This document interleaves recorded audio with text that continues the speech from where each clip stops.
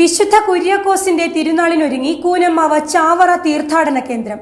December 26 മുതൽ ജനുവരി 3 വരെയാണ് തിരുനാൾ ആഘോഷം. വരാപ്പുഴ അതിരൂപതയിലെ കൂനമ്മാവ് സെന്റ് ഫിലോമിനാസാൻ വിശുദ്ധ ചവറ തീർത്ഥാടന കേന്ദ്രത്തിൽ തിരുനാളിന് വിശുദ്ധ ചവറ കുര്യാക്കോസ് എലിയാസച്ചന്റെ വിശുദ്ധ പദവി ദശവർഷ ആഘോഷത്തിനും ഡിസംബർ 26 കൊടികയറും. ഡിസംബർ 26 വൈകിട്ട് 4:30 അർത്തുങ്കൽ ബസലിക്കയിൽ നിന്നുള്ള ദീപശിഖയും കുടുംബ യൂണിറ്റിയിൽ നിന്നുള്ള തിരുസ്വരൂപ പ്രയാണവും പള്ളിയങ്കണത്ത് എത്തിച്ചേരും. തുടർന്ന് വരാപ്പുഴ അതിരൂപത metropolitan archbishop most reverend doctor Joseph Kalathiparambil കൊടികയറ്റും. 9 നാൾ നീണ്ടു നിൽക്കുന്ന തിരുനാൾ ജനുവരി 3 സമാപിക്കും.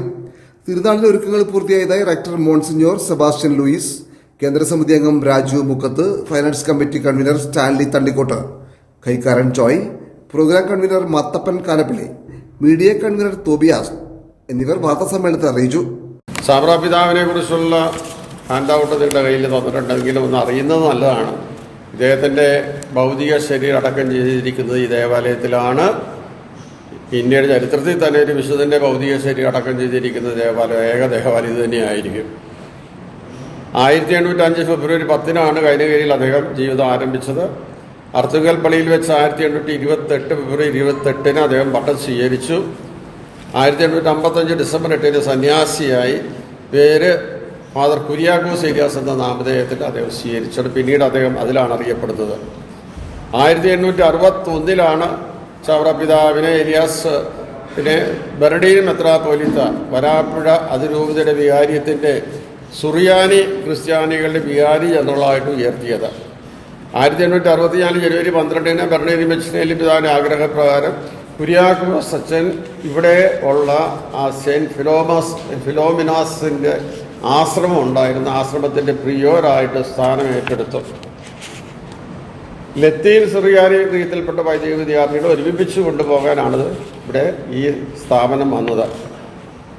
1871 ജനുവരി 3 സ്വർഗീയ പിതാവിൻ്റെ അടുക്കലേക്ക് അദ്ദേഹം യാത്രയായി. അവസാനത്തെ 7 വർഷക്കാലം ശുശ്രൂഷ ചെയ്ത് സേവനം ചെയ്തൊരു സ്ഥലമാണ് ഈ കൂനമ്മാവ് ദേവാലയം. അദ്ദേഹത്തിൻ്റെ പാദസ്പർശമേറ്റ് വിശുദ്ധീകരിക്കപ്പെട്ട ഒരു സ്ഥലമാണ്.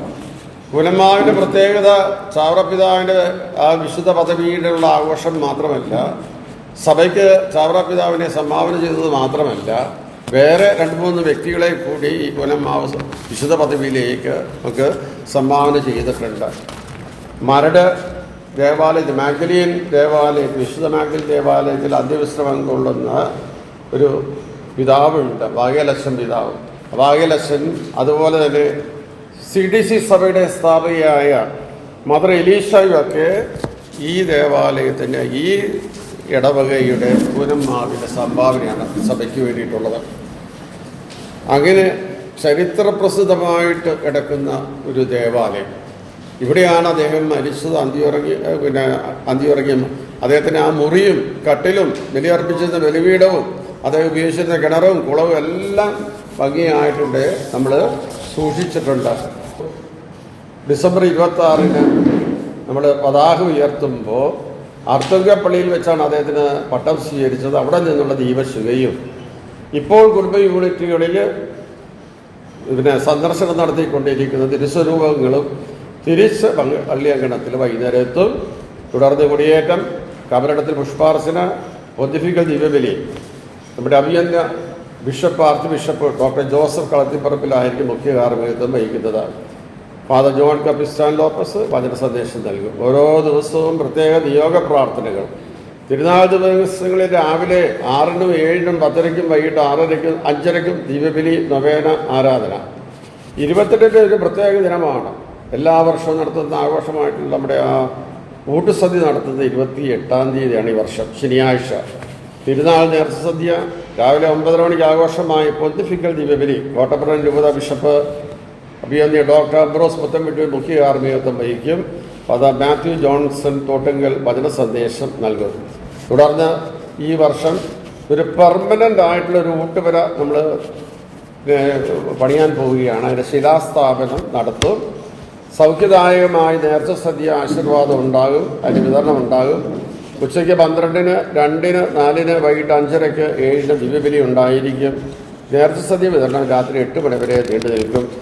29-ന് രാവിലെ വാഹനാശീർവാദങ്ങളെല്ലാം നടക്കും. 10-ന് ആഘോഷമായ ദിവ്യബലി ഫാദർ നാസർ സിൻഡോ തൈപ്പറമ്പിൽ മുഖ്യ കാർമ്മികത്വം വഹിക്കും. വൈകിട്ട് 5:30 മണിക്ക് ജോസഫ് തട്ടാരശ്ശേരിയുടെ മുഖ്യ കാർമ്മിക ദിവ്യബലി ഉണ്ടായിരിക്കും. വൈകിട്ട് 7-ന് സാംസ്കാരിക സമ്മേളനം നടത്തും.